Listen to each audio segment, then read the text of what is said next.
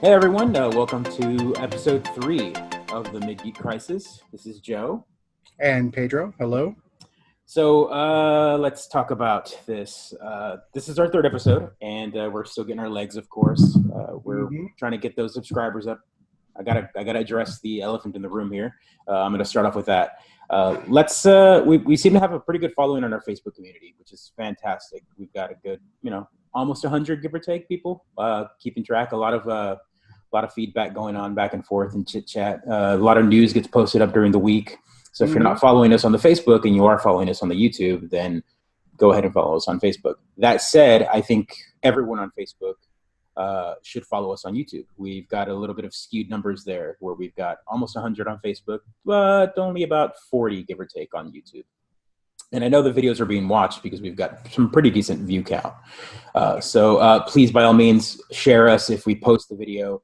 Hit that share on Facebook, hit the like, subscribe, bell, whatever you got to do, just so we can follow along and kind of get these numbers rolling. Because with the numbers, it allows us to get a bigger following. I could have a whole episode dedicated to the whole algorithm that YouTube goes through for this kind of stuff, where if we want to get found because we talk about gaming, the only way we get shoved into the basement if we don't have over 100 followers. Once we hit 100, that's the magic number that YouTube goes, hey, there's an audience there. We should push these guys up in the search results. We get invited to the room. That all said, Joe's our businessman, which is kind of a role reversal here for the two of us, I think. I do want to thank everyone for the folks that have followed us and do watch and comment on YouTube. It's always fun to see a comment pop up on my phone that I can reply to. So keep doing that. If you are a subscriber, we love that sort of input and discussion points. Yeah, absolutely. We enjoyed it. It kind of keeps the day going for us, at least, because we're kind of doing all our own thing, and to have a conversation sometimes online allows us to have something to talk about, even the next game or the next session that we have. That's exactly right. So first things first as well, after that, is I'm in a completely different room, if anyone noticed. That's right. I was going to mention it, but Joe is broadcasting from the International Space Station today. I am. The office is in the middle of restructure. So again, he did mention on episode 0 that by episode 5, we would have something going, and I think that is the goal. So that's exciting. 4, which is technically 5, will always be one episode behind because we made an episode 0. By episode 4, the office should be complete, and I'm excited to see all of the Supermans laid out in a perfect fashion. So we're going to start off the news agenda here, of course, as we always like to kick this first half or first quarter of the show off with the news. And today, of course, we film on Mondays, so you get this on Wednesdays. But today's not Monday, today's Tuesday, and that's because some other things, and we'll talk about that later on in the show. But today was a big Apple announcement. Yes, the big Apple announcements. New iPad, I guess? Right. So, I feel like Apple doesn't get the buzz it used to anymore. I think Apple has become old hat for a lot of people. They're just like, oh, Apple, more stuff. What expensive thing? What product are they removing from us again? Like headphone jacks, that kind of stuff. Exactly. That being said, the announcement for this big one, I mean, they had their iPhone one just recently, but this one involved a couple products that people had been wanting updates on. And I'll just start it off. They started off the conference with the MacBook Air. The MacBook Air finally got a refresh, which is a product that had been stagnant for the past 3 years. I think they hadn't updated it in 3 years, which is we've got a MacBook Air, right, Sarah? Right. So yeah, your wife has got a MacBook Air, and her MacBook Air is actually probably the last model. Yeah, I think so. What's really sad about that is that model, Apple doesn't take things off the shelves. So they still were producing that model, and it was being sold with that hardware yesterday. So that means that Apple still sells that stuff. They never drop the price. They don't say, oh, the hardware in here is 3 years old now. No, it still stays at the price range, and it still runs the newest stuff, but they don't update it. So you buy a brand new laptop yesterday, a brand new MacBook Air, if you didn't know, and it has all the old stuff in it. And they released one today that actually has 2018 hardware in it. And oh, no. Right. So that's the thing. It's same price, So Apple's got a return policy. If you knew that, you could always return. So why do the why does the community go up in arms when their Tomb Raider drops $20 in price? We talked about this last week, and Apple pulls this shenanigans, and no one like rips their shirts open and burns the stores down. Well, they do, right? Like Apple gets a lot of hate about that kind of stuff, and Apple doesn't set any. I mean, they set their prices right at their retail store, and yeah, it's sure. very rare when you see anything drop in price. You'll see big stores like Best Buy and Walmart and Target. They're able to take $150, $200 off of a product, but you'll never see like a MacBook Air that's last year's model that hasn't been updated this year, and all of a sudden they're like, we're going to sell it for $500. Right. You're just not going to see that. Yeah, you got to find those used. Right. It's going to be used. So that being said, the MacBook Air finally got a refresh. It's got all the fancy new features, USB-C and all that wonderful stuff. Nice screen. So that was their laptop announcement. Another product that had been massively abused and forgotten by Apple was the Mac Mini. That was their second announcement. So the Mac Mini was always considered the entry-level Mac, or the Mac that anyone can buy, but I think Apple has abandoned that idea. So the starting price for this is $799. That's the base price, which of course, again, I love Apple and woo, but that's a bit high for a product that's supposed to be. I mean, it's almost as much as a new phone from them now. That's crazy. The phone. Oh, how the world has changed, right? I know, it's crazy. Almost $1,000, but yeah. So this is the Mac Mini is their Mac that has no monitor, no keyboard, no anything. You just buy the system. It's like buying a tower for a PC. Right. Yeah. And the reason that product exists was for people that wanted to bring their own monitor and own keyboard and own mouse and that kind of stuff. But $799 is pretty steep, but it's been wanted because a lot of people don't want to buy an iMac. A lot of people have their own 25-inch, 32-inch, 50-inch monitor. They don't want to have something else. So they want the guts of a modern Mac in a tower. But Apple's not making towers right now. There's no tower. So the Mac Mini was always the only product you could do that with. That makes sense to me, then. So $799 gets you some pretty decent specs. It's nothing outrageous, but you can beef it up to $1,200, $1,300, $1,400 easily. Yeah, right. So I can't say that I don't want one. That would be lying. That would be a lie. That would be a lie. I mean, I can't. I'm not a Mac person, and I can't say that I don't want them. They're always sexy, beautiful, alluring machines, right? But right, and I'm sure we've got lots of people that are going to watch this and go, Mac sucks, and sure, fine, please write in the comments. But Apple, once you've had Apple and you've lived in the Apple ecosystem for a while, it's hard to leave it. And not just because we're stuck, like everyone says, it's a cult or whatever. It's an intentional garden. It is an intentional garden. Walls you in. That walls you in. The walled garden, of course. And when things work, it feels right. Like a good example is, I'm sure anytime someone sends you a text message and you get a green bubble, you rage. I do. You're like, true. Oh, who is this? Why? And it's so silly, but it really, Apple makes it a point to segregate the people that aren't on iPhones. They're like, you're a blue bubble iPhone. I'm going to throw that out to my brother Jay, who is listening, because he's a green bubble guy. Just get an Apple. Just get an iPhone. I'm waiting for that feedback. Yeah. And the final product that they updated, which is the big deal, was the iPad. The iPad Pro finally got an update. Yeah. And the iPad Pro, you have been someone that has been, we'll go back about 3-4 years ago. Mr. Pager over here had a wonderful lust conversation with me saying, I want a 12-inch iPad. I want a big screen iPad. And I was like, I don't know if Apple's going to make that. And then out of the blue, the iPad Pro came out, and that was the big 12-inch iPad. And he drooled, but didn't buy one. Couldn't buy one. Couldn't. Yeah. I mean, it was either Dwarven Forge or the iPad. That's what my choice was. That's fair. You know which one I picked, right? Yeah, right. So priorities. We have priorities. Mm-hmm.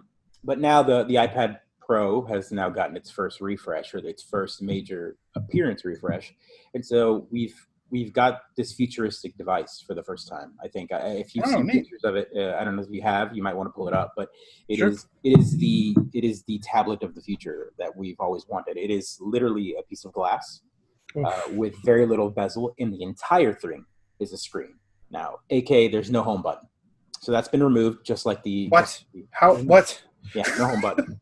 Where will I plug in my jack? I don't. Right. What? No home button. And the big one is it is the first Apple product with no Lightning connector. So they have upgraded it to universal. Oh, that's a big deal. I think it's a big deal. It's a big shift. Apple's actually going, we're going to use someone else's plug. We're going to use it. But do you think that's like a precursor to moving all of their hardware eventually away from that? Yes. It'd be so nice if I didn't have to have so many plugs. Right. So it's a pretty big deal. I mean, I'm sure all sorts of tech news and stuff are talking about it, but the big shift is that you've now got a universal cable. It's a cable that anybody can use. Anyone can buy. Great.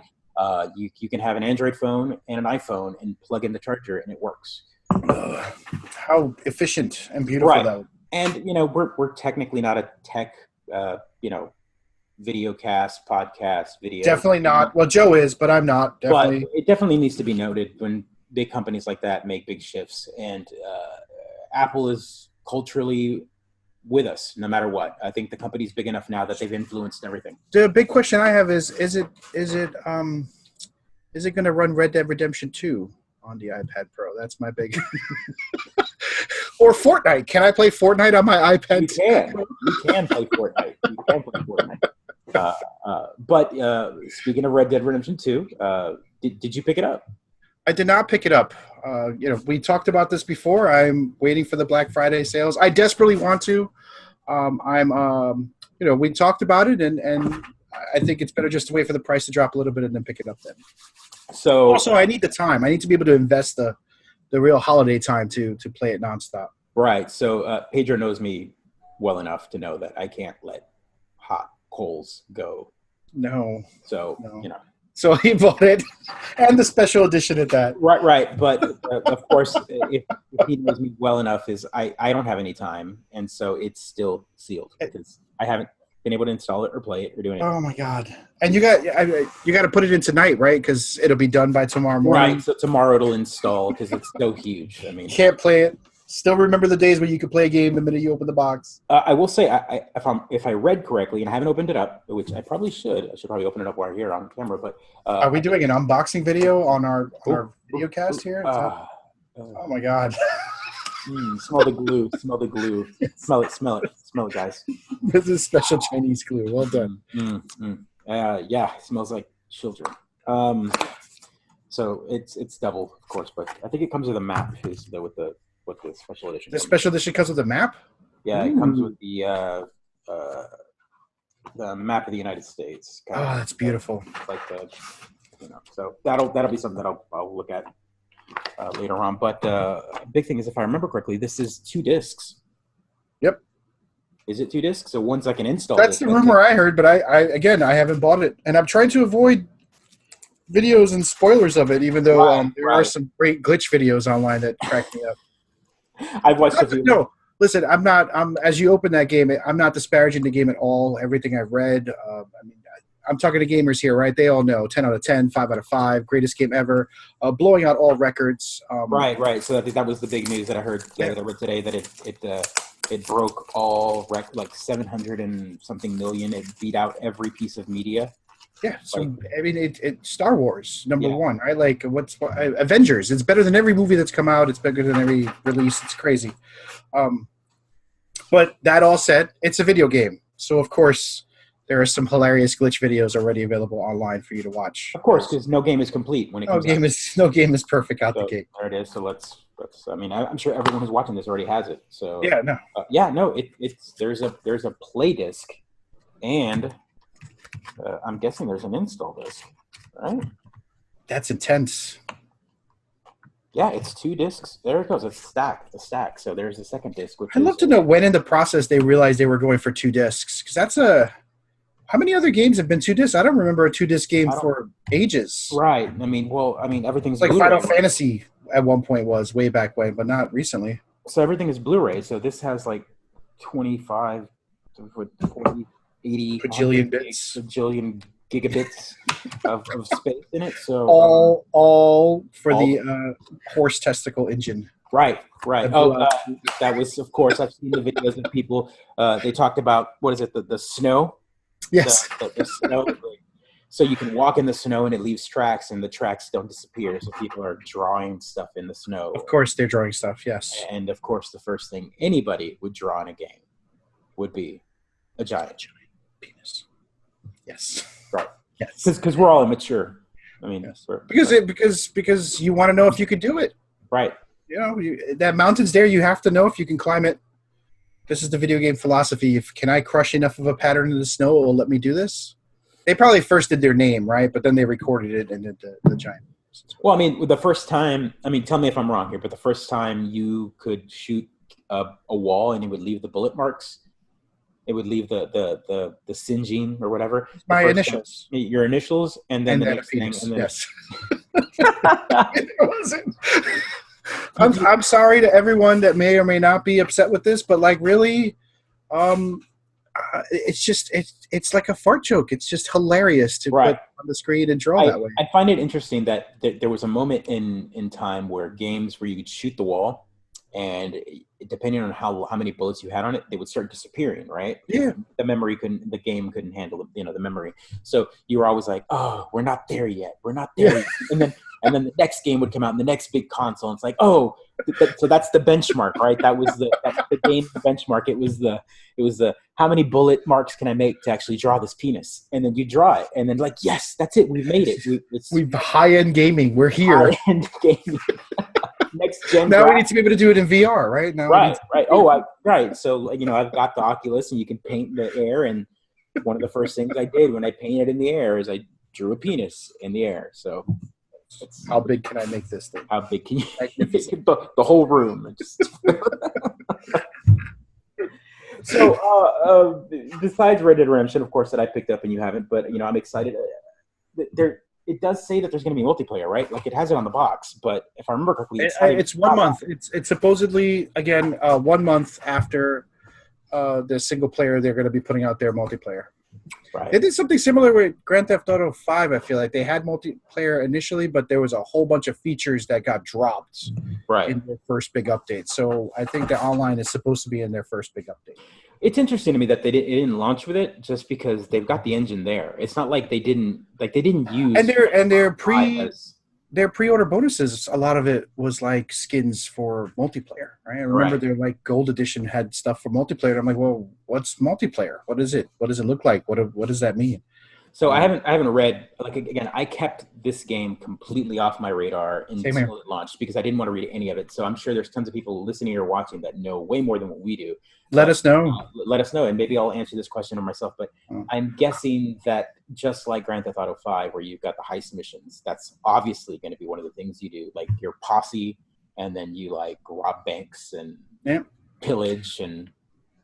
You rob banks, you get together, you do a heist, you do a stagecoach robbery. There's trains now you can rob, so there's probably all sorts of great activities. And Rockstar, you could probably do yoga on a mountain and I don't know, play horseshoes for 13 hours, right? Like there's always like these like weird, well, I mean, and then I'm sure made activity. The big, what is it? The big gay Cowboy Tony upgrade or whatever, like kind of like they had it on Grand Theft Auto 4, the big gay Tony download DLC whole map. So I'm sure there'll be something like that. I mean, they even had for the first one, they even had like a zombie one, right? That was great. You actually had to hit the cowboy zombies in the head. So they did some amazing updates for the first one. So from my understanding is that. Again, I haven't. Oh God, it's been so long since I played that version of the game. But I remember that expansion pack was so big that they released it as a secondary disc you could buy. So that's right. A standalone game that you could pop it in without owning Red Dead Redemption. And eventually, they sold like a Game of the Year edition where it was all together, and it came with it. That's what happened. Yeah. Right. But if I'm mistaken, and again, someone correct me, but there is, I think that the zombie title is canon in the game, and from my understanding there is a mention of it somewhere within So, How can it anyone's possibly? gotten that. I don't know. I have to go back and play it again while waiting because it would be an interesting canon. As I recall, a lot of the main characters. I mean, it was an apocalyptic canon then. Right. Characters. So I think there's a mention or a reference, like either in a book or a story or something like that. But I've heard that it is mentioned in the game. Yeah, but I have to believe, right, that they had an idea or a bunch of ideas for online play, and we all know, every gamer knows that the big online game right now is Fortnite, which we talk about every gosh darn episode, but we talk about it because it's such a huge impact to the field, right? We were talking about this earlier. You mentioned it. I think it's any game that's online now can't just be online without at least recognizing the impact Fortnite has had on the industry. Right. The whole gaming landscape has changed. You can't make games anymore without the elephant in the room. At least a nod or an understanding that, hey, we're going to not do Fortnite, or we're going to do Fortnite but with our stuff. Right. And I think I would think if I was a game that's going to come out with any type of gameplay remotely close to Fortnite, I wouldn't want to take Fortnite head on. Which is it takes a lot of money and a lot of backing to do what Fortnite is doing, and they're doing it right. And what's interesting about it is they're a free game, right? Like they're free. Like no one paid $59 for the game. It's a free download, and their entire income and model is the skin economy and battle passes. And so they're making buckets of money on a weekly basis on a game that's free. No one paid any money on it whatsoever. So, yeah, and I play it. It's still pretty crowded, even though Red Dead Redemption comes out. You know how sometimes a new game comes out and your game becomes a ghost town, right? It's still popping. That happened with Overwatch. I played Overwatch a lot, and then as soon as Fortnite really became the game to go to for multiplayer, the Overwatch buzz dropped. And we'll notice it this year when we go to PAX. Last year everyone was all about Overwatch, and everyone was dressed in Overwatch costumes and the big Overwatch booth and everything. And Fortnite Fortnite was big. Remember, we were there. We were at PAX East, and you had Twitch and Facebook Gaming and Mixer, all of the big streaming, all the stream companies, and all of them were talking about Fortnite. And like when we showed up there in April, Fortnite was just like exploding. Like it had been out since late summer last year, but Battle Royale had been out that long. I feel like this was the past summer was the summer of Battle Royale. Well, it was right this at PAX, right? Yeah. Right. It was the big one, but before PAX, like PAX was in spring, and that was when it was really booming. Like all of a sudden, it was the game, and so we couldn't walk by any booth without them playing, either broadcasting or playing Fortnite. So yeah, that's right. That was the big deal. Now we're going into the next year, and games have been modeled after it. I mean, like we said, we talked about Call of Duty, which they totally remodeled their entire game to be a battle royale game, and that'll take. I wonder if that's causing the delay in Red Dead Redemption 2's online. Like they have to at least acknowledge that this mode is out there, this game style is out there, the popularity is there. They can't just release whatever online they planned. Not that Rockstar hasn't done that before and been successful. I think it's impacting other games as well. I mean, what's going on with Anthem, right? That's right. BioWare title made a huge splash. A year and a half ago with their video. And yeah, Anthem is an interesting game. It looked fantastic. The E3 demo. I mean, it was my mind. I was excited for a sci-fi game, but at the same time, I was a little weary of it after Destiny Part 1. The model that game came out, and I was excited for Destiny 1 when it came out, because when we saw it playing, it reminded me a lot of what Borderlands was like. Sure. The loot economy, like, open world, go do missions, join in co-op, kind of drop in, co-op, drop out. You're playing your own story. And I think there hasn't been a game yet that matches that like feeling to me, where you're playing your campaign in single player, then a friend can drop in, and then their campaign and your campaign immediately links up, and y'all can do missions together and then drop out. So Destiny does that pretty well, but it had its issues. It struggled at launch.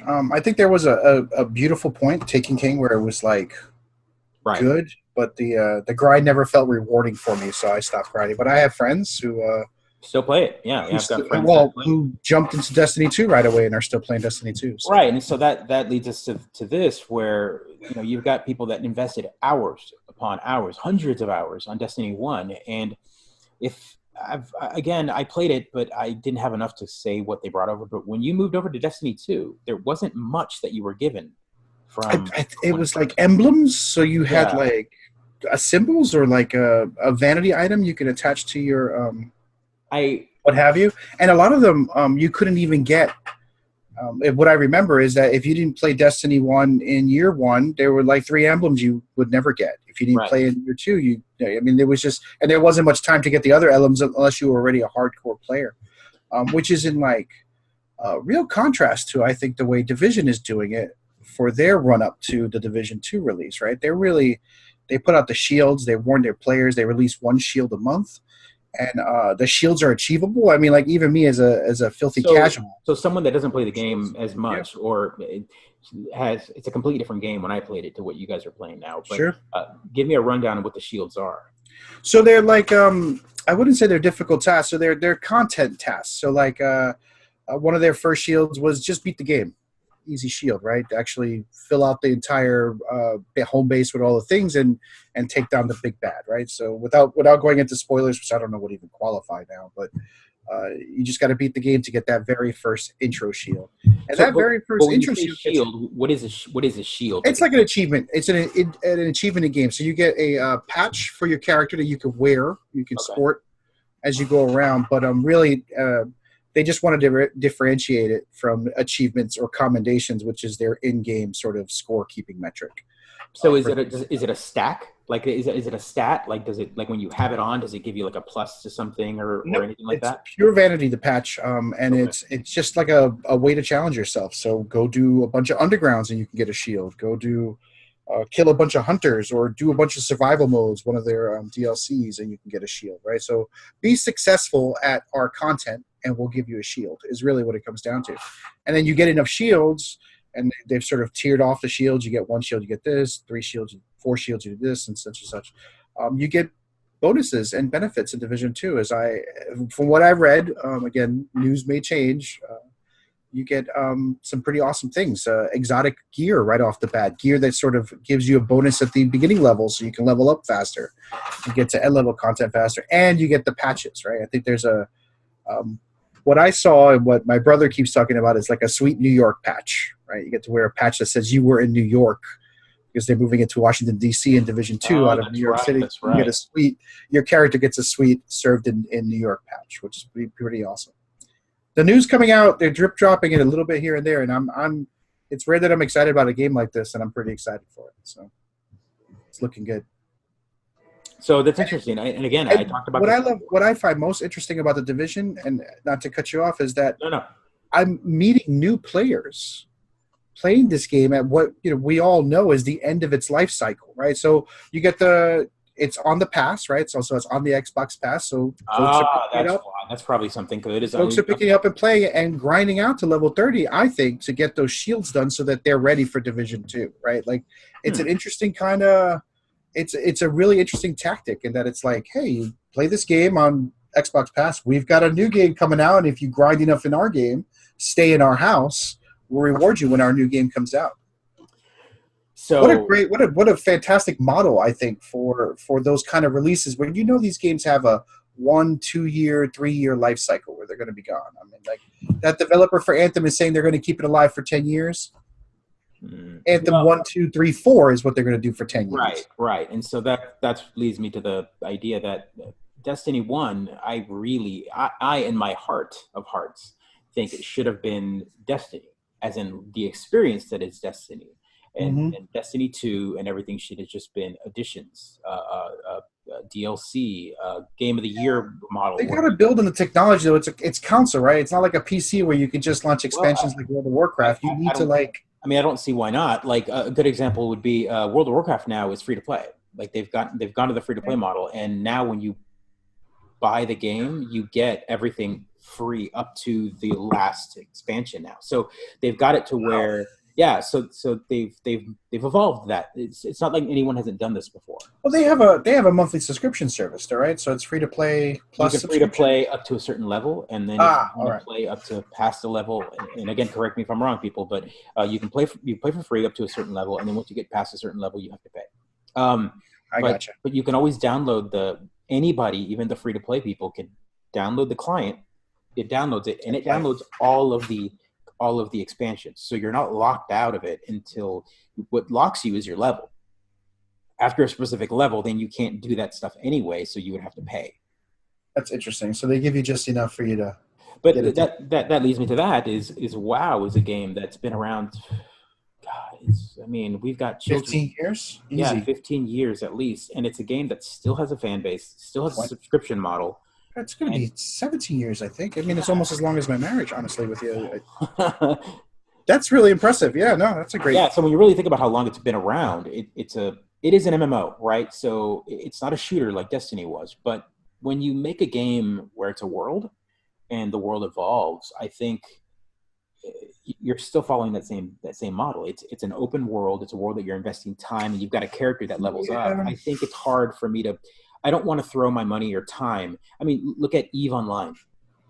EVE Online is another game that's been around for just as long as WoW, if not longer. And I think, yeah, you got to separate. See, I feel like with PC games, it's much easier and much more accepted to build the community that keeps a game around, right? So, like, World of Warcraft has its raiding groups, it has its guilds, right? They have systems in place to create a community that makes it a great game. EVE Online is another one that has a strong community. Their subscription base is probably less than 1 million, 500,000, 400,000. We should look up the numbers. We should look up the numbers on that. But they have a small community, man, and you can't build a community like that on Destiny. There was no supporting apps until later. Well, you couldn't form guilds. Look at a game like Warframe. That's Destiny, but better. Right. Controversial opinion. I played Warframe for a while, and I said this game is dangerous if I get my friends to play it because we're all going to love it.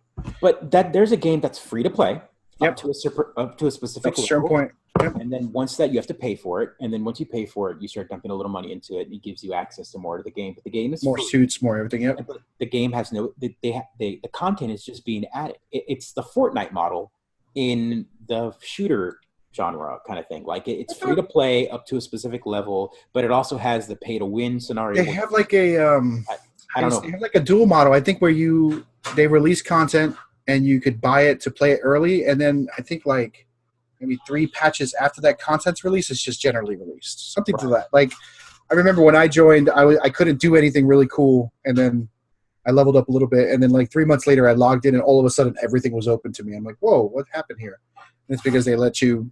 And again, that's sort of cycle out the inventory. Hush. It's very hush, but it's not a big, like, it's coming to the Nintendo Switch, and I think it's in beta. Is it really? Now. Yeah. So I mean, there it goes. It's on Switch. It's on PS4. It's on Xbox. It's on PC. Good for them. And I think it's cross-play too. So if you're playing on one console, you can play on all of them. If I'm not mistaken, I think PS4 wasn't at the moment. It's the one that you can't play because, of course, Sony. So you think this is all going to move to free-to-play? You think the business model's breaking down for some types of games like that? Like Anthem might have to go that way? Interesting. Well, I think so. I think a game... Division is a very different game, I think. Division was big enough, and it had such a big single-player campaign that you could really justify that.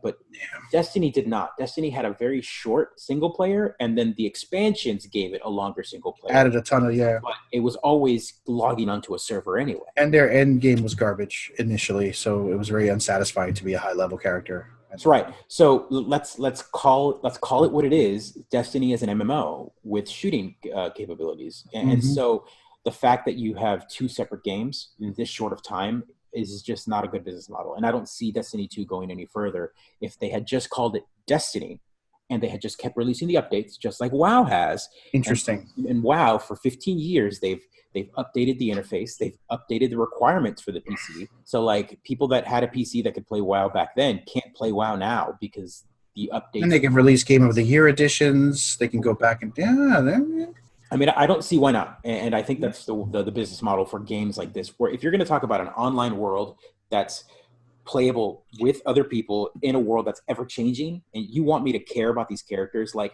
in Destiny, you want me to care about the death of this major character. I mean, they killed him off in like a commercial, like the oh god, I can't even remember his name, but the Rager, Nathan Fillion is the voice character, Clyde, or no, I'm gonna get killed. Anywho, I don't play it enough to know his name, but he was like a very popular character, and they killed him because they wanted you to feel that death. Like, oh, here's this character that you like love, but do you really care? Like, I don't know. Maybe the people that invest tons. I was upset because I liked him, but I liked him too. And which to me, I didn't play the game, but I was like, here's this one likable character, like the funny man, and you kill him off. Now I really don't care about your game. Harsh, dude. Harsh, for sure. Harsh. I'd be curious to see how it goes. I like the idea of that stuff, but also I think the console business model requires that sort of constant new game being put into the used market, creating the buzz, showing off the new tech. You can't just.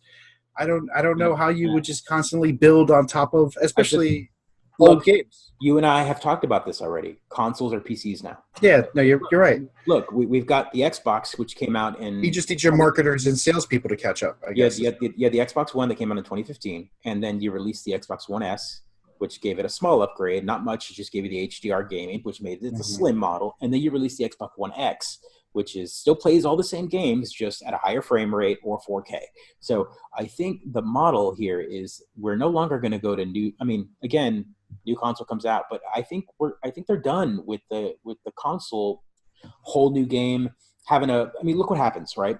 Every time a new console comes out, they release it, and then they're limited to the amount of games they can play. You've only got 5 launch titles. Oh, 5, those are the only 5 games you can play. That's not what we want anymore. People want tons of games day one.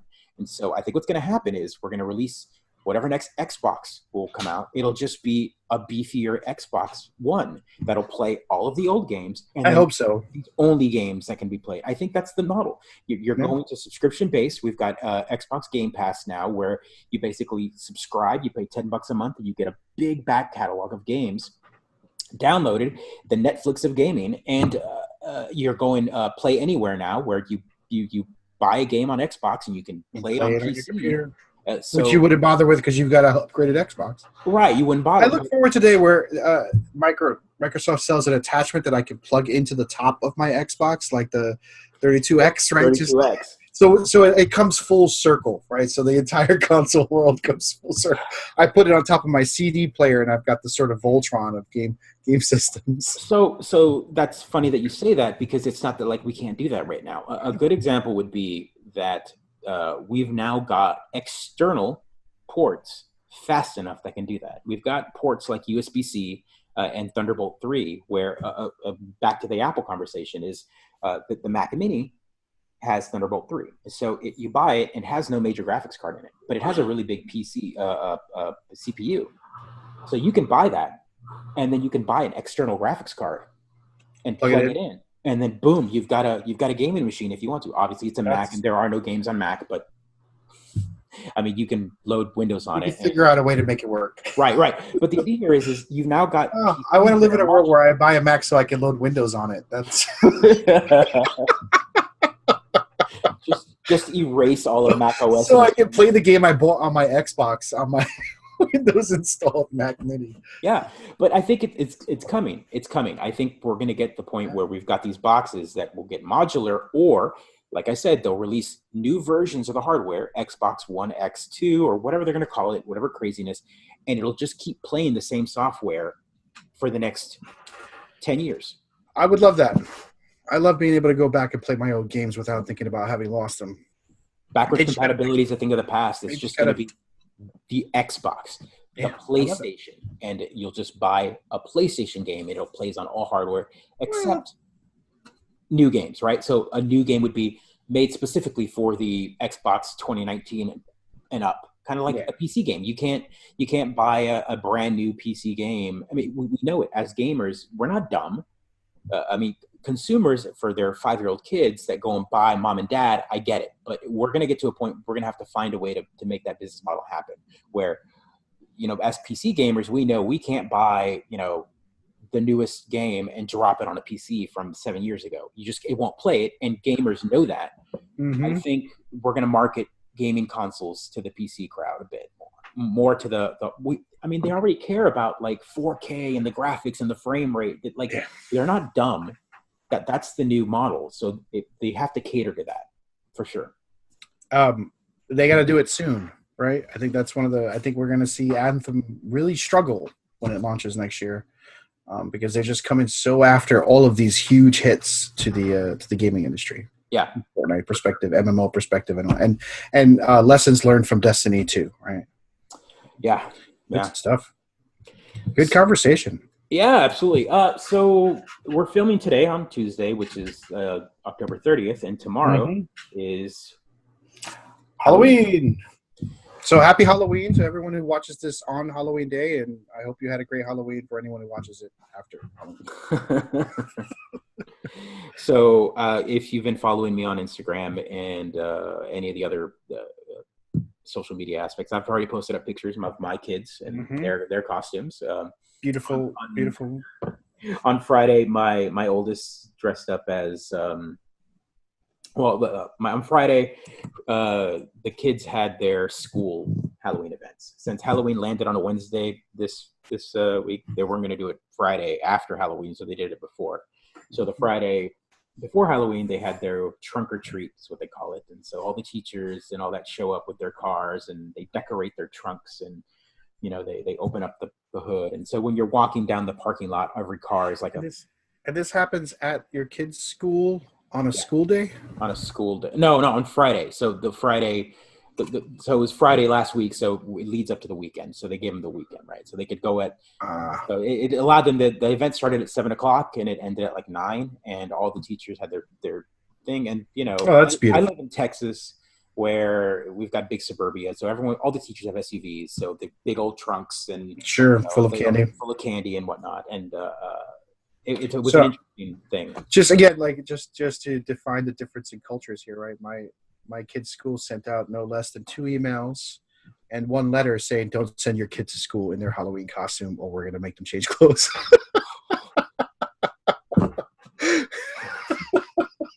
But why? It's disruptive. It's come on. Yeah, no, I come on. Yeah. I mean, I'll be honest, as a parent, it saves me the trouble of dealing with it, but it's I don't agree. I don't agree at all, man. Like Halloween it's such a benign holiday, right? Like there's a lot of people that I'm sure that was like, "Oh, it's the devil's birthday." I'm sure. I'm Southern, so you get a lot of people that I had friends that were like, "My mom doesn't let me dress up because it's the devil's birthday." I'm like, seriously? Really?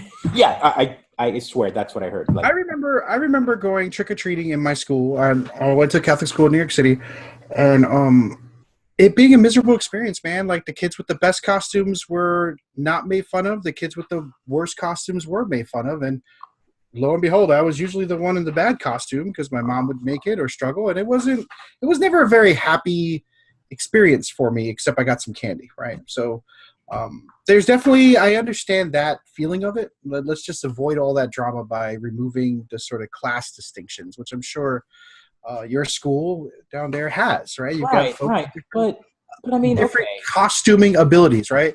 It'd be like showing up to a cosplay concert in my trash can, and there's the professionals there, right? And it's a sad moment. But sometimes, I mean, good cosplayers know that people try, and there's an endearment, right? Like, you know what? You're right. Bad example, because cosplayers are the greatest and best community in the world. And please don't send us hate mail. Please. Send it to my email address by all means. That's at Afroman. At Afro, yes, whatever. But look, okay.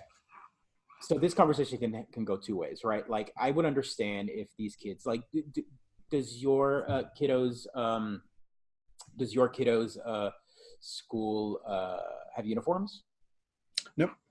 So you're already dealing with the idea that kids the clothes that they wear distinguishes them every day. So unless those kids are looking, so if someone's got, like in my school, right? Like, you knew growing up. If that kid had the Nikes or the Air Jordans, they were like, oh, that kid's got money. His parents spend, $100 for a pair of shoes. I had Spaldings from Walmart, right? Like those were awesome. They did the job. Right, they did the job. They were shoes. But the idea was that already exists. So the whole idea of like one kid can't afford a costume over another, I think that's a silly. I mean, yeah, I'm with you. Except it's a huge holiday for the kids, right? I mean, are your kids happy about it? Are they enthusiastic? Have they been counting down? My kid has. Every day, she's like, it's 4 days to Halloween. Actually, I'll tell you what, my kids aren't. They don't know. They don't understand. Like they were like, we already dressed up, and I'm like, no, but Halloween is Wednesday. And they're like, what? So they haven't really caught on that Wednesday, like tomorrow, they're going to go trick or treating. As a matter of fact, I don't think we told them. But we reminded them that tomorrow is.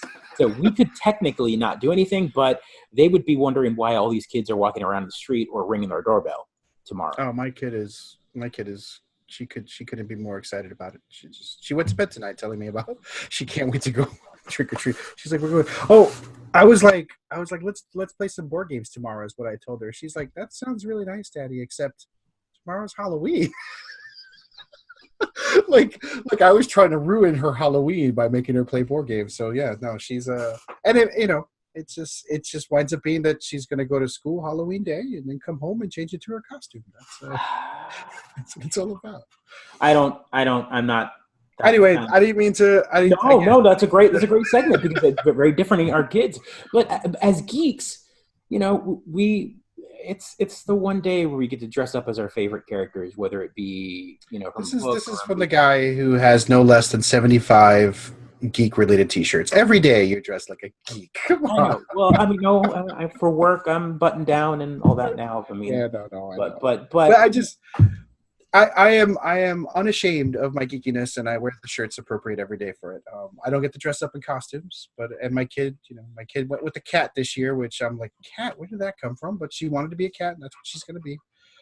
But wasn't it like a downgrade? Like her first thing, she chose to be something else, and then every day she changed it. So what was her first? Changing.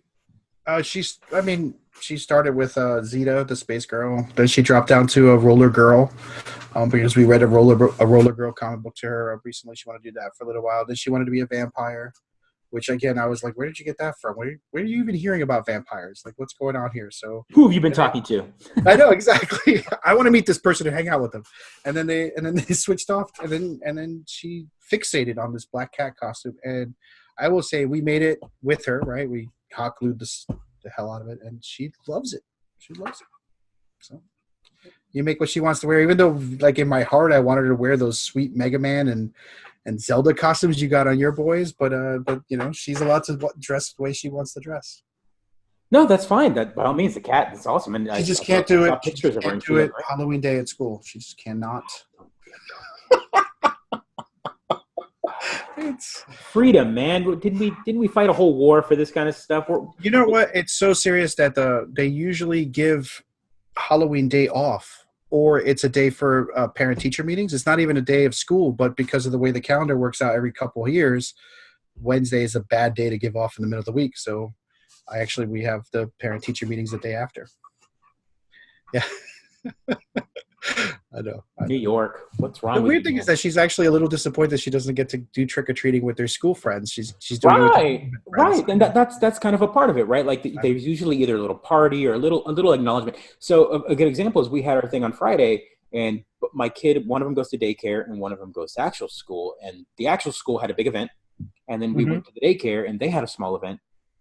And so tomorrow, since it ends up being on a Wednesday, like I said, they asked my wife, said, hey, could you bring candy can you send candy with Oliver to school? And Courtney was like, why? Like, again, more candy? But I mean, they have to have an event. They have to acknowledge the fact that Halloween is Halloween. So so technically the kids made out like bandits because they had like a Friday celebration, which in all honesty, I'm like, woo, for me, right? And also because the one kid, my oldest, who doesn't eat by mouth, brings home buckets of candy, and so like that's great for you, right? So I've segregated it and kept it, and so now we've got a little thing of chocolate. But yeah, man, this will probably be the first year where I think we let Romy kind of We let R go after her own candies in there, right? Let her get her own candies. Every other year we sort of sorted it and doled it out, but I think this year might be the year we let her figure out that if you eat too much, you get sick. It's the only way to learn. What have you done Halloween spirit wise? Movies, TV shows. We put up some decorations. We put up some decorations and things like that. And for some inexplicable reason, my wife believes that The Nightmare Before Christmas is a Halloween movie, so we watch that during our movie nights. It's a Halloween movie. It's a Christmas movie. It's a Halloween movie. Oh my God. Okay. Next week we are talking about this. Because next week will be appropriate to talk about Christmas films. You understand? So, next week starts my Santa hat for every film. Next week, it's like 2 days from now. Are you kidding me? But Santa anyway, hat, November 1st. We watched that, and I tried to encourage her to watch some Halloween films, but she hasn't been down. But she asked to watch Ghostbusters, so that's what we're going to watch. That'll be our Halloween film if we can get it on the TV. Now, again, which one? The lady one, the female one, because she knows there's one with girls, and that's the one she wants to watch. I shouldn't say girls, women. She knows there's one with women, and that's the one she wants to watch. So we've talked about it. We think Oliver loves it. Oliver can quote the first movie, second movie, and the women movie, and she loves them. She loves all three of them, and she'll he will say, "Hey, I want to watch Girl Ghostbusters. I want to watch Ghostbusters 2." So he's very specific about which ones he's in the mood for. That's but awesome. He watches them all and he loves them all.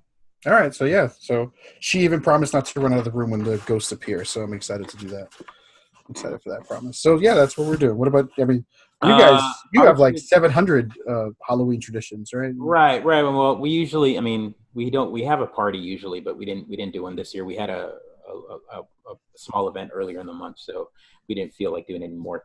But we did have a movie night last week, and we watched as a family Paranorman. Oh, nice! Again, it's a good Halloween movie, I think. And man, that's a good movie. Again, it's what is it? Laika, Laika, the studio, the same studio that did Coraline and Kubo. And did they do Box Trolls as well? Yeah, they did Box Trolls, and so then Paranorman. So that's their 4 movies that they've done so far. Same studio. And where the ghosts take over the whole town. Yeah, that's the one where the kid Norman can see dead people, right? It's he can see ghosts, and I think we've seen that one. It's never explained completely, but you kind of realize that he is related to the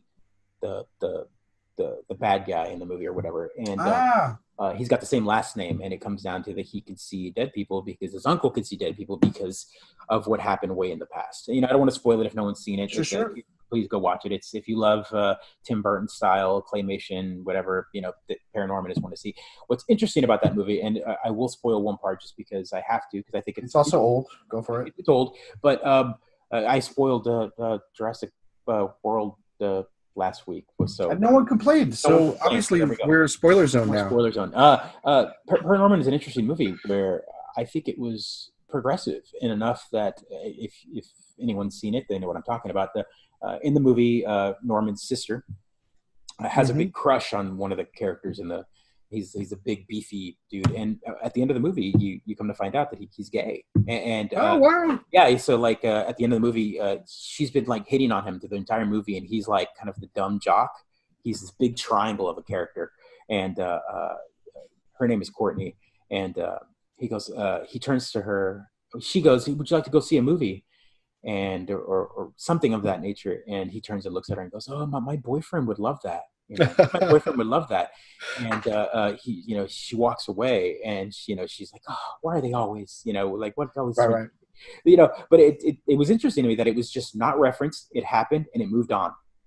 Not a main character point. Not a main character. They didn't bring it up every time. You didn't know about it. No one caught on until the very end, and they mention it and they walk off.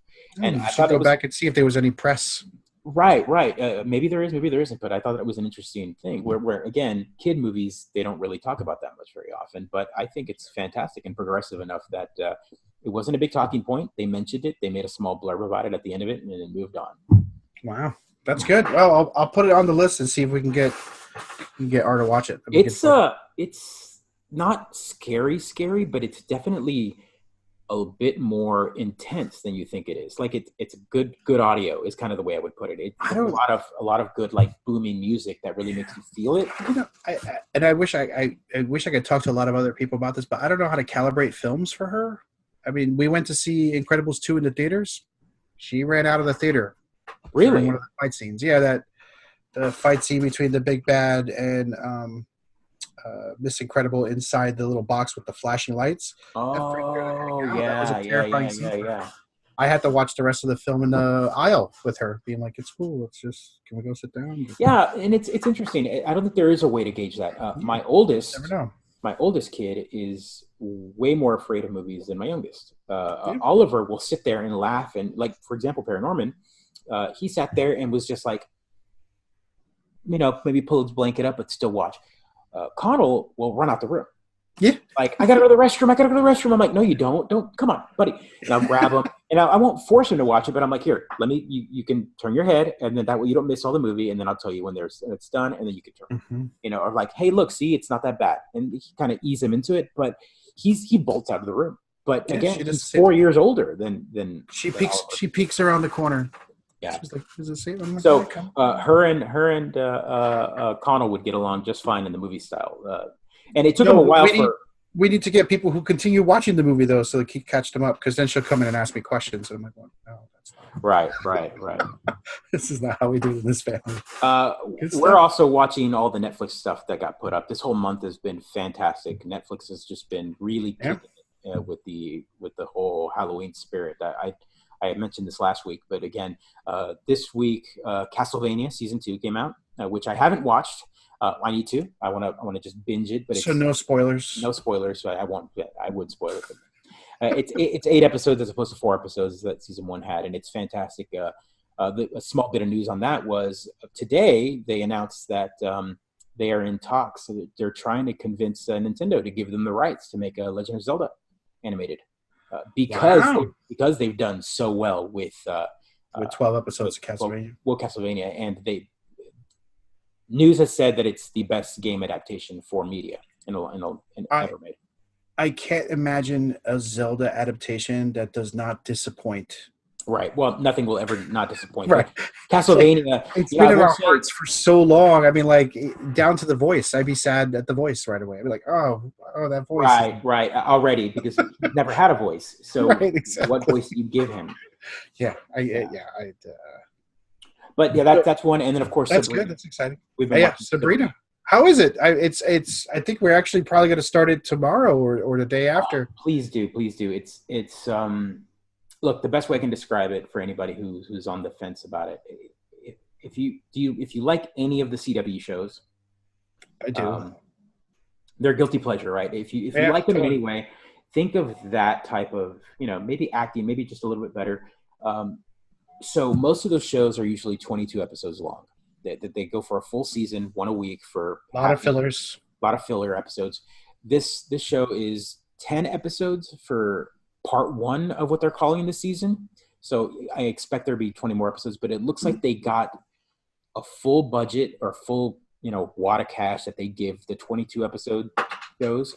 Then they dumped it into 10 episodes. Oh, nice. And so what you're getting is better camera work, better fidelity in video, amazing color in video. Like the director really plays well with the ambiance of the show. That's awesome. A lot of out of focus in the sides. Like if a character's talking, the rest of it will be blurred. There's just a very good bokeh, very good lighting, very good ambiance in this show. And the effects are not cheesy like a CW show. They're just enough to really, they spent the money where it counted, right? I think it's kind of the best way you could put it. And since they only had 10 episodes to do it with, as opposed to 22 episodes, they're able to dump all that cash on those.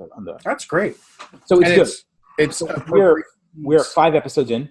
Nice. I'm not completely done with it, but I will say that I'm addicted and I'm done. I would recommend. You're watching it instead of Daredevil? I am, and that's just because of the time of year. Daredevil will be on the list as a watch without the wife. I have to, I got to get ready. I'm hearing good things about it, but I did not. I mean, Luke Cage and Iron Fist didn't deliver, so I'm afraid Daredevil might not either. but I got to watch it. Otherwise, we might not get any more shows. Right. It's like a Nielsen thing, right? Like that's where Netflix has their, if you watch it, it counts as, and of course my algorithmic watching is more important because I watch all those type of shows. So for me to skip it, it would show that I'm not interested in it anymore. Yep. And you're just gonna get a bunch of CW style shows, which would be. Well, isn't that what Iron Fist turned into by the end of it all? That's right. So we're down to our last part of the segment here, right? And I wanna call it acquisitions, right? I don't know what else to call it, but Joe's got some exciting item that he picked up that's not Red Dead Redemption 2. Right. And I'll just show it real quick. And so this came out today. As a matter of fact, it shipped today. I mean, it shipped yesterday, but it release date today. And this is the Batman the Animated Series, the complete edition. It had already been out on DVD before, but this is the first time it's been on Blu-ray. And what they did is Warner Brothers really pushed this back months. I have had this pre-ordered. I've had this pre-ordered for a while. They went back and they restored all of the original episodes. So they've got a great video on their YouTube channel showing you a comparison of how the episode looked when it aired versus how it looks now. They've really brightened the colors. So they hired some artisans to painstakingly. Right, they went back, and of course, this is a classic, right? Like, if anything, confession, I don't think I've seen past the second or third season. So. Oh man, again, if you're a kid from the '90s, which Pedro is a little older than I am, but a kid from the '90s, you grew up watching Batman the Animated Series, and this is really the biggest win that DC had. This is what started a lot of, I would say. So the Batman the '89 movie came out, and then this came out. It started the whole animated movement, right? That's why we have all these superhero shows animated, and then that led to our movies and everything that came out. Right. So this is kind of it's interesting. We could have a whole episode talking about this, but Batman the Animated Series is almost like a renaissance in a sense. It's a specific genre. It was one of the first time in a long time where American animation came into play. You had a front runner, Bruce Timm, who designed all the character look and style of that, the boxy and Batman and all that, and was given carte blanche by DC to like, here, make a Batman cartoon. Make it happen. Yeah. And if you look at like the artwork and the behind the scenes and all that, it was treated like a Disney scenario where they had pages and pages of like model work, and it's like, no, you can't draw them this way, you have to draw them this way, cape is this. So it was no longer the 80s style. So a good example of this would be if you remember watching 80s morning cartoons and He-Man or any of them, there would always be those moments where you're watching it and something isn't colored, like all of a sudden Leonardo has Raphael's voice, or just errors and mistakes are really bad, or they show jumpy and it's just like like very Hanna-Barbera kind of stuff. Batman the Animated Series had like a budget. It was the level of animation that you got in a Disney movie on a week-to-week show for kids. And it was dark enough that it wasn't just for kids, right? Yeah, so for like high schoolers. It was aimed for the middle school, high school, maybe late elementary, 5th, 6th grade year old, because that's how old I was when I was watching it. And the episodes were just dark enough that you understood. They were episodic, but they weren't. You knew that the story. There was never an overarching story, kind of like anime. Well, they were like some episodes that continued into each other, but they would reference things, right? Yeah. So like you might have one episode where something happened to like the Joker, and then like 3 episodes later they might mention something that they mentioned that issue.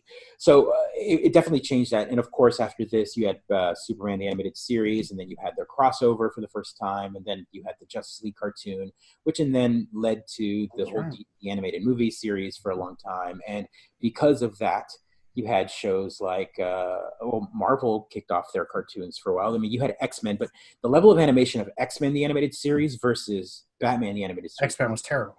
It was really bad. If you try to go back and look at those X-Men cartoons. You're not going to want to. Don't bother. We're telling you right now, they're not worth watching. They're classics because we love them, because in our hearts we're like, oh, we grew up with them. You might not be, but at the same time, I've gone back and tried to watch them, and they're pretty terrible. But they aired on the same channel, Fox. So Fox Cartoons was the X-Men would come on and Batman the Animated Series come on, but you knew the level. Like this show had orchestrated music. Like it was completely. Dude, I mean, I remember the episodes I watched. Like, I shouldn't say clearly, but the episodes I watched, I remember, which says a lot. Because I wasn't really old, but I was older. Right. Didn't really stay on top of the cartoon scene as much as I could have when I started coming out. So I'm excited to inhale this. Good. You should be excited to show your kids that. Yeah, I am. If they haven't already watched all the episodes. They have not. They have not actually. It's not because I wouldn't want to, because again, we live in the Netflix world where if it's not online, they can't digest it. And what's nice about this pickup, and if you get a chance to pick it up on sale, maybe sometime this holiday season, it comes with a digital code. Oh, there you go. So the code gives you a full digital copy of all 109 episodes. Oh, you slap that on your server and you're good to go. Right. So, yeah. So there's a little controversy with the way the digital's coming out. We're going to see if that gets cleared up before I mention any negative about it. But I redeemed it, and I'm excited that I've got a digital copy. That's awesome. Fantastic. So I think wrap it up, or give or take. Yeah, absolutely. I think we're at that point here. How far we're 1 hour 6, so 1 hour give or take. We started a few minutes. I think we'll wrap it up. I want to say thanks to all our listeners and viewers. Yeah, absolutely. Give a shout out to my brother V, who listened to last week's episode and agreed with me on the terribleness of the second Jurassic World film. Surprising no one, because Joe's all alone. So look, if you're listening to this, please, I want to know in the comment section. I want you to write. Tell me, did you enjoy the second Jurassic World? What is it, Fallen Kingdom? Or did you want to demand your money back? Did you demand your money back? I want to know. I'm in the boat that it gave me, and so my case to these movies, and this will be my same argument that you'll hear if you over and over again, is summer movies deserve to be shitty. I think summer movies should be bad. I think if it's a blockbuster, it shouldn't have to make sense. If you're going to throw a movie at me in July, it should be watchable. I think it was watchable. I think it was. And I do this again, and I'll comment constantly about this. When I go into a movie theater and I got to watch any action movie, any superhero movie, anything like that. I don't care. I want to sit down. I want to see a guy in a costume or dinosaurs. I'm going to sit down with my giant tub of popcorn with butter and my big Slurpee and just click the brain off. I do too. Shovel. But I also want to be entertained, and that movie was not entertaining. Listen, we could talk about this going back and forth forever. Anywho, we'll talk about. We want you to comment, us, share us, post it. Please subscribe on YouTube, because oh my God, I don't want to say we're desperate, but we would love the YouTube subscriptions so that we can expand and get those conversations going. But really, post, give a shit. Tell us how good we are. Tell us how bad we are. Tell me to move my face closer to the camera. Tell me to move further away. Give us some feedback. We'd love to hear it. Because we love doing this, and we love talking to you folks. Absolutely. Again, everything what he said. Please like, subscribe, whatever. Give feedback, comment, all that good stuff. And I think that's it. That wraps up episode 3. Okay, we're gonna get this right. Episode 3 of the Mid-Geek Crisis. Have a good one, guys. Thanks a lot, folks. Thanks.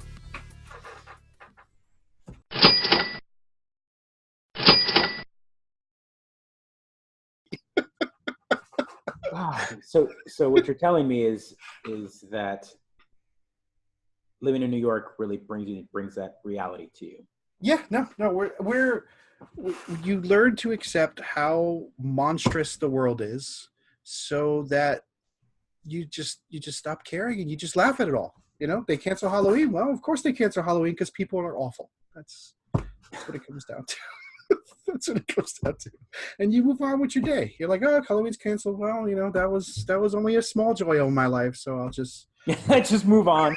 But you hold on to it. You hold on it for the rest of your life. And you hold on to these miserable memories so that you understand.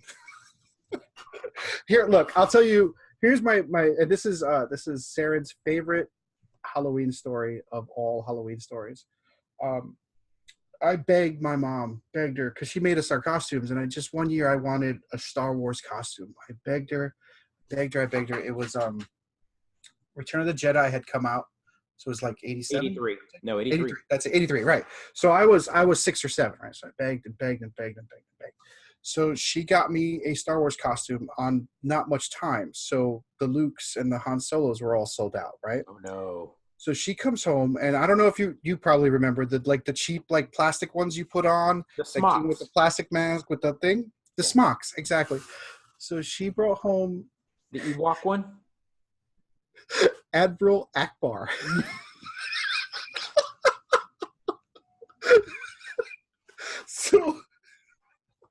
So I had to take off my glasses to put on this Admiral Akbar mask, and then put my glasses on through the holes, right?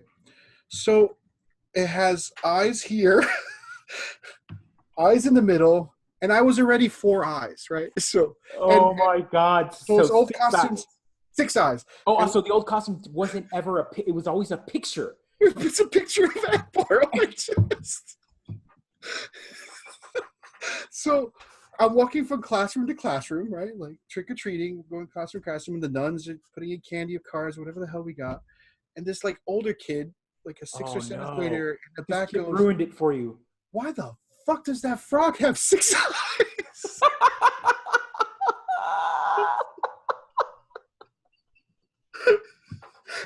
And like comes in, it's Admiral Akbar.